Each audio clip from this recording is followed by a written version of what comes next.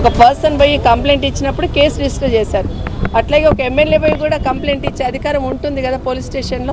మరి స్టేషన్లో టైం ఇచ్చిన తర్వాత పోలీస్ స్టేషన్కి వెళ్ళి రిప్రజెంటేషన్ ఇవ్వడానికి ఎమ్మెల్యే గారు వెళ్తే ఒక రకంగా ఆయనను అవమానం చేసి బయటకు వెళ్ళిపోతున్న సిఐ గారు, ఏసీపీ గారు ప్రవర్తించిన తీరు చూస్తున్నాము.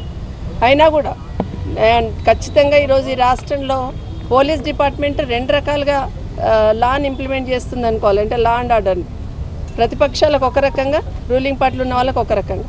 ఎందుకంటే ప్రతిపక్షంలో ఉన్న వాళ్ళకి అప్లికేషన్ ఇవ్వడానికి వెళ్తే కూడా పోలీస్ డిపార్ట్మెంటే కాపాడాల్సిన న్యాయాన్ని, ధర్మాన్ని కాపాడాల్సిన పోలీస్ డిపార్ట్మెంట్ ఈరోజు కేసులు పెడుతున్న విషయం ఒక సైడ్ అయితే, ఇంకొక సైడ్ రూలింగ్ పార్టీలో ఉన్న మామూలు పర్సన్ వెళ్ళి కూడా కంప్లైంట్ ఇస్తే గౌరవ శాసనసభ్యులు హరీష్ రావు గారి మీద కేసు పెట్టిన సందర్భాన్ని గమనిస్తూ ఉన్నాం.